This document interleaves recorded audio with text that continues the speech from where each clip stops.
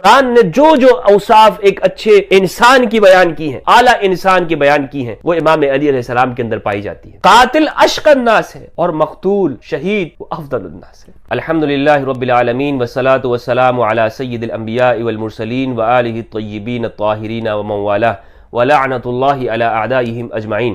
بسم اللہ الرحمن الرحیم۔ السلام علیکم ورحمۃ اللہ وبرکاتہ۔ آج میں امام علی علیہ السلام کی شہادت کا بیان کروں گا اور ان حقائق سے ہم پردہ اٹھائیں گے کہ جنہیں مختلف مصلحتوں کی بنا پر دبا دیا گیا، چھپا دیا گیا۔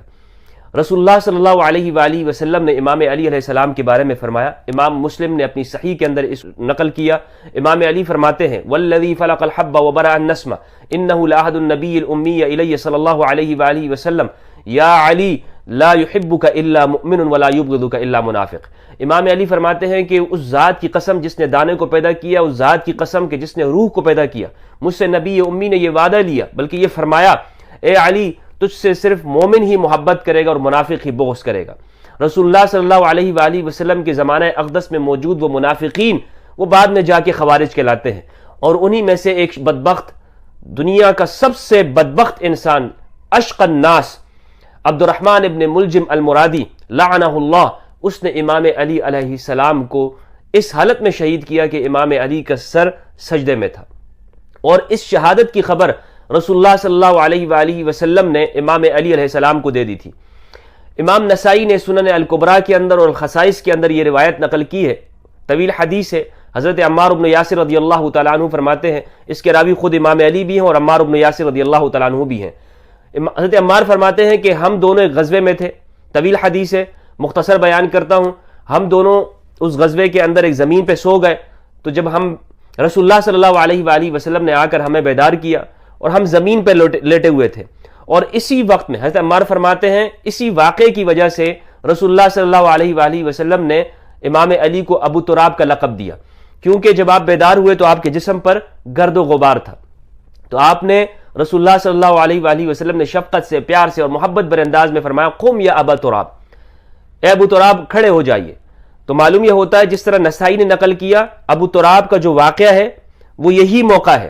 عمار بن یاسر بھی کہتے ہیں کہ اسی موقع پر آپ کو ابو تراب کہا گیا، اس کی اور کوئی وجہ نہیں ہے کہ جس طرح نقل کیا جاتا ہے کہ فاطمہ الزہرا علیہ السلام کے ساتھ وہ ناراضگی ہو گئی، گھر سے نکل گئے اور مٹی پر لیٹ گئے، اور رسول اللہ صلی اللہ علیہ وآلہ وسلم تشریف لائے، فرمایا ابو تراب کھڑے ہو جائیے۔ یہ واقعہ نہیں ہے، درست یہی واقعہ ہے کہ جو امام نسائی نے خصائص کے اندر ذکر کیا ہے۔ امیر المومنین علی بن ابی طالب علیہ السلام کے اس لقب کے حوالے سے عمار بن یاسر فرماتے ہیں کہ اسی موقع پر یہ لقب آپ کو دیا گیا، اسی موقع کے اوپر، اس کی اور کوئی وجہ نہیں ہے۔ تو اور پھر اس موقع پر جب دونوں بیدار ہوئے تو دونوں سے فرمایا رسول اللہ صلی اللہ علیہ وآلہ وسلم نے کہ کیا میں تمہیں نہ بتاؤں کہ کائنات کا سب سے بدبخت کون ہے؟ امام نسائی نے باب باندھا ذکر اشق الناس، لوگوں میں سب سے بدبخت۔ تو ہم دونوں نے عرض کیا، عمار بن یاسر فرماتے میں نے اور امام علی نے فرمایا یا رسول اللہ آپ فرمائیے، یا رسول اللہ کیوں نہیں؟ تو آپ صلی اللہ علیہ وآلہ وسلم نے فرمایا، پہلا وہ شخص کہ جس نے صالح کی اونٹنی کو قتل کیا، وہ شخص بدبخت ہے، اور دوسرا وہ شخص کہ اے علی جو تجھے تیرے سر پہ ضربت لگائے گا۔ اور آپ صلی اللہ علیہ وآلہ وسلم نے امام علی کے اس جگہ کی طرف اشارہ کیا، قرن اس کو کہتے ہیں، اور پھر فرمایا یہاں سے پکڑا داڑھی کو۔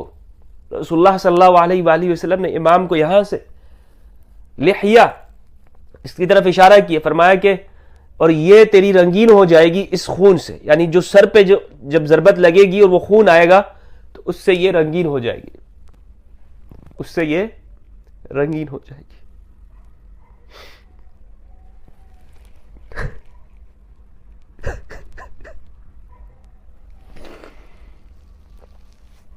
کائنات کا سب سے بڑا بدبخت و ملعون جس نے قرآن ناطق کو شہید کیا۔ آج ہم اس حوالے سے گفتگو کریں گے، امام علی علیہ السلام کی شہادت کے حوالے سے میں کچھ چیزیں آپ کے سامنے رکھوں گا، اور یہ شاید آپ کے لیے نہیں ہوں، لیکن امام علی علیہ السلام کے زمانے کا تجزیہ اور تحلیل اس دور کا اسی طور پہ ہمیں کرنا چاہیے۔ کچھ لوگ امام علی کے زمانے کو وہ خلفائے راشدین کے دور میں رکھتے ہیں، بلکہ بعض نے تو خلفائے راشدین کے دور سے کاٹا ہے، بعض ناصبیوں نے، اور اس میں بڑے بڑے لوگ شامل ہیں، میں ان کا ذکر نہیں کرنا چاہتا، لیکن انہوں نے جو کاٹا ہے تو درست ہی کاٹا ہوگا خلفائے راشدین سے۔ امام علی علیہ السلام کے زمانے کو ہمارے ہاں عموماً خلفائے راشدین کے ساتھ سمجھا جاتا ہے، لیکن میں امام علی کی فضیلت میں آپ کے سامنے یہ کہوں گا کہ امام علی کا زمانہ تمام زمانوں سے افضل ہے۔ خلفائے راشدین کا زمانہ افضل ہوگا، لیکن امام کا زمانہ، اسے میں نام دیتا ہوں زمانہ قرآن۔ یہ قرآن کا زمانہ ہے، رسول اللہ صلی اللہ علیہ وآلہ وسلم کی سنت کو زندہ کرنے کا زمانہ ہے۔ کس طرح زندہ کیا؟ قرآن مجید رسول اللہ صلی اللہ علیہ وآلہ وسلم کی عظمت اور شان بیان کرتا ہے۔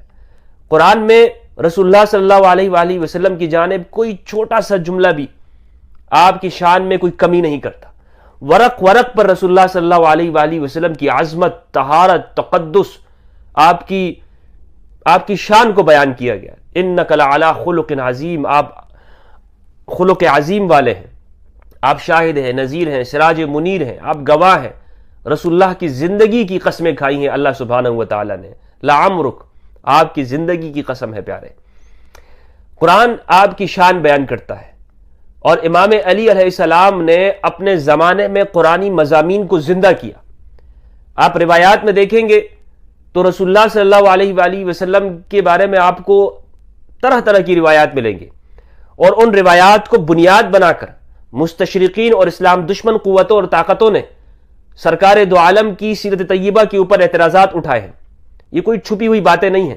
مثال کے طور پر ہماری روایتوں میں یہ بات ملتی ہے کہ رسول اللہ صلی اللہ علیہ وآلہ وسلم نماز میں بھول گئے۔ صحیح مسلم کی روایت ہے، صحیح بخاری کے اندر بھی موجود ہے، 1228 نمبر پر ابو ہریرہ رضی اللہ تعالیٰ عنہ روایت کرتے ہیں، اور یہ تمام روایتیں جو ہے عبد الرحمن بن صخر سے ہیں۔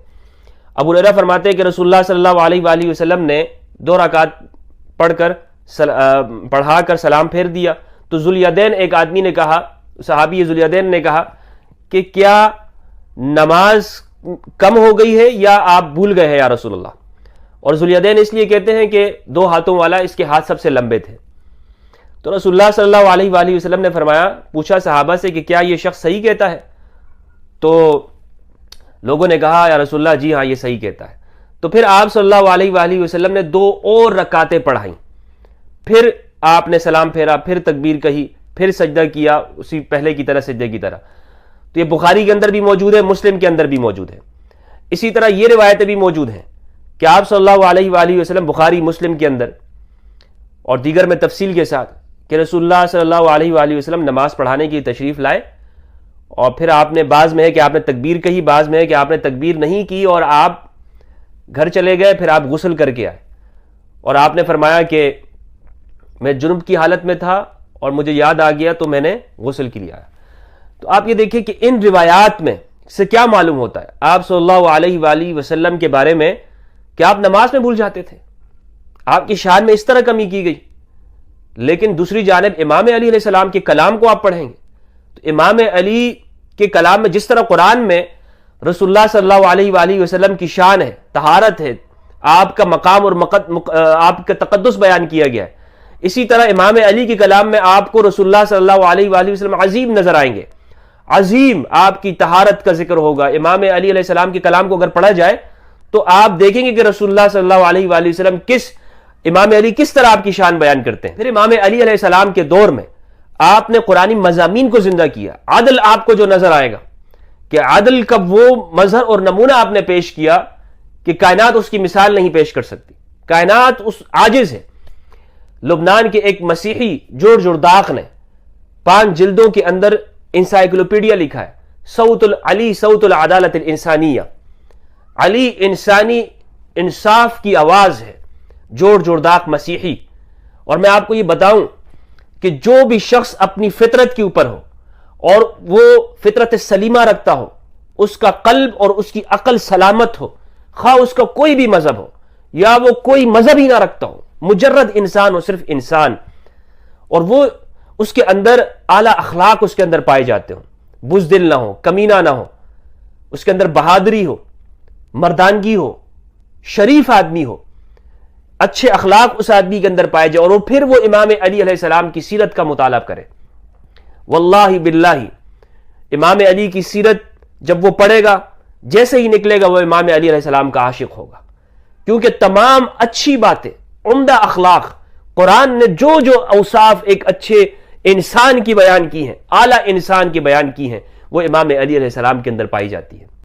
امام علی علیہ السلام نے اسی لیے اپنے زمانے میں قرآن کو باقاعدہ طور پر نافذ کیا، اس کی تعلیمات کو زندہ کیا۔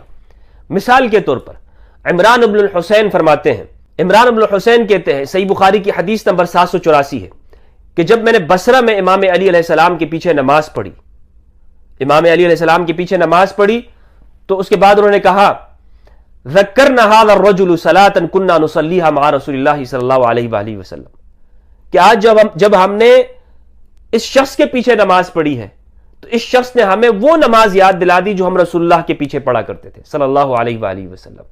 وہ کس طرح نماز تھی؟ فذکر انہ کان یکبر کلما رفع وکلما وضع، کہ جب بھی آپ جب بھی بلند ہوتے یعنی سجدے سے کھڑے ہوتے یا رکوع سے کھڑے ہوتے تو آپ تکبیر کہتے، اور جب بھی آپ نیچے جاتے جھکتے سجدے میں تو آپ تکبیر کہتے۔ یہ امام علی علیہ السلام کی نماز تھی۔ تو نماز صحابہ کا اعتراف موجود ہے کہ رسول اللہ صلی اللہ علیہ وآلہ وسلم کے دور میں جو نماز تھی، جو آپ نماز پڑھا کرتے تھے، وہ امام علی علیہ السلام نے زندہ کی۔ اسی لیے امام علی کے زمانے میں آپ دیکھیں گے آپ نے جو قصہ گو قسم کے لوگ تھے، وہ واعظ اور وہ خطیب جو جھوٹی کہانیاں لوگوں کے سامنے بیان کرتے تھے، انہیں اپنے علاقے سے نکال دیا تھا۔ امام علی علیہ السلام قرآن مجید، قرآن ناطق ہے، قرآن کا عملی مظاہرہ امام علی علیہ السلام کے زمانے اور دور اقدس میں ہوا ہے۔ اس لیے میں امام کے زمانے کو زمانہ قرآن کہتا ہوں، اور پھر امام علی علیہ السلام قرآن سے جدا نہیں ہے۔ صحیح روایات کے اندر ہے، مستدرک حاکم کے اندر اور دیگر کتابوں کے اندر، کہ امام علی علیہ السلام وہ قرآن کے ساتھ ہے۔ علی مع القرآن والقرآن مع علی، علی قرآن کے ساتھ اور قرآن علی کے ساتھ۔ امام علی علیہ السلام کی زندگی کو اگر سمجھنا ہے، قرآن مجید کو تدبر کرنا ہے، رسول اللہ صلی اللہ علیہ وآلہ وسلم کی سیرت کو ہم نے پڑھنا ہے۔ اچھا، یہ بھی یہاں سمجھیے کہ امام علی علیہ السلام نے اپنے زمانے میں احادیث کو قلم بند کیا۔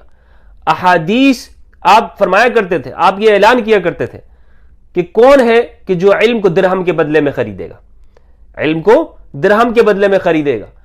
اور مناظر حسن گیلانی رحمہ اللہ نے یہ کہا ہے کہ اسی سے جو حدیث کی حجیت کے اوپر دلیل کیا اور تدوین حدیث کے اوپر، مناظر حسن گیلانی نے کہا ہے کہ اس سے ہمیں معلوم ہوتا ہے، کیونکہ پچھلے ادوار میں تو حدیثوں کو لکھنے سے منع کیا گیا تھا۔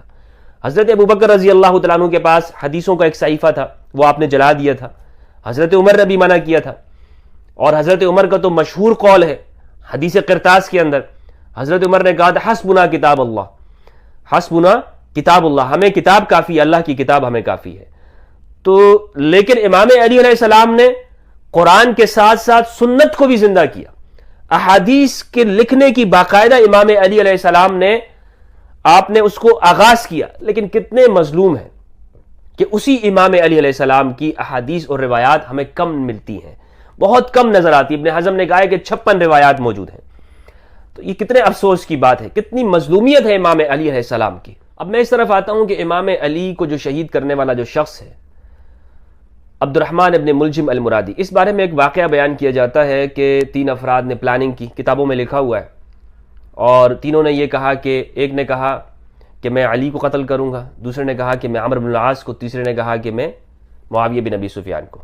اور ان میں سے عبد الرحمن ابن ملجم المرادی یہ کوفہ آیا اور اس نے امام علی علیہ السلام کو شہید کیا۔ یاد رکھیے گا کہ تاریخ کے اندر واقعات کو کچھ چیزوں کو چھپانے کے لیے بیان کیا گیا۔ مثلا ابن سبا ایک کردار ہے اور دوسرا کردار ہے ابن ملجم المرادی۔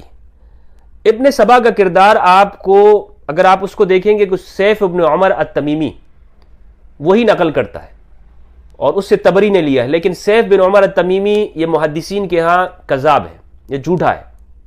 لیکن یہ عبداللہ ابن سبا کا جو واقعہ ہے بیان اسی نے کیا ہے، گھڑا اسی نے ہے، لیکن یہ اتنا پھیل گیا کہ اب ہر ایک کی زبان پہ ہوتا ہے سبائی فتنہ، عبداللہ ابن سبا وغیرہ وغیرہ۔ اور عبد الرحمن ابن ملجم المرادی، اس کے بارے میں بھی اسی طرح کی باتیں ہیں۔ تو یہ ابن سبا کے بارے میں ایسے کیوں کہا گیا؟ اس کی وجہ یہ ہے کہ جو اصل قاتلین ہیں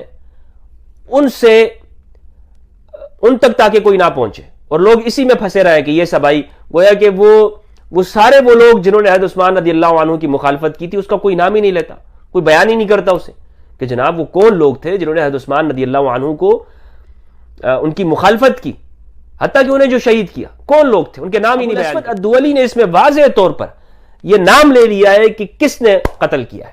یہ ابو الاسود الدؤلی کا نام موجود ہے، یہ آپ کتاب میں دیکھ سکتے ہیں، کوئی میں اپنی جانب سے بات نہیں کر رہا ہوں.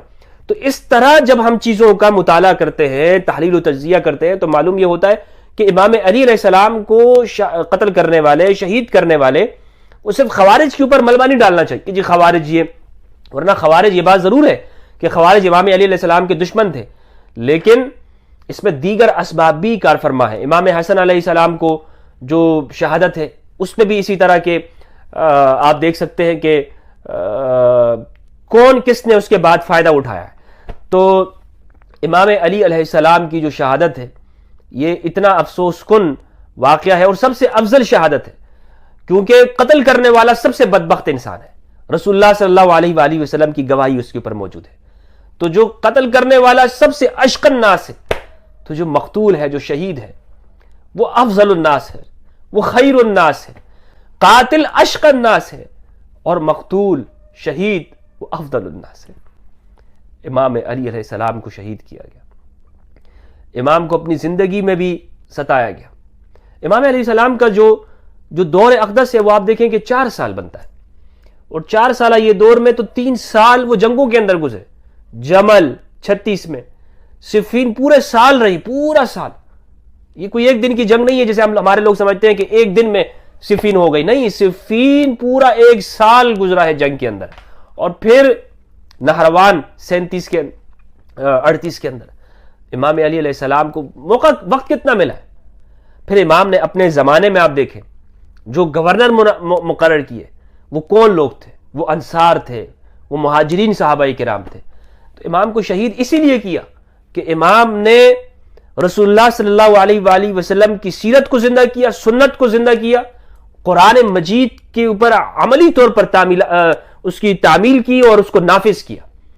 تو شہید کرنے والے صرف خوارج کے اوپر جو یہ کہہ دیا جاتا ہے یہ محل نظر ہے. مزید اس پہ تحقیق کرنا چاہیے، مزید غور و فکر کرنا چاہیے اور ان چیزوں کو سامنے لانا چاہیے کہ کون ہے کہ جنہیں امام علی علیہ السلام کی شہادت سے فائدہ ہوا اور کون تھے کہ جو امام علی علیہ السلام کے جو حقیقی دشمن تھے.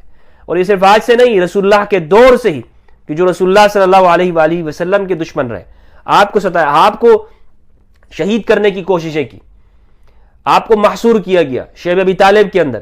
یہ تمام واقعات اسی لیے میں کہتا ہوں کہ سیرت ابی طالب یہ مقرون ہے، یہ ملی ہوئی ہے سیرت محمد ابن عبداللہ علیہم السلام صلی اللہ علیہ وآلہ وسلم کے ساتھ. اجازت چاہتا ہوں اسی دعا کے ساتھ کہ اللہ سبحانہ وتعالی ہمیں قرآن مجید میں تدبر کرنے اور اہل البیت علیہم السلام کی سیرت اور ان کی پیروی کرنے کی، ان کی معرفت عطا فرمائے. والسلام علیکم ورحمۃ اللہ وبرکاتہ.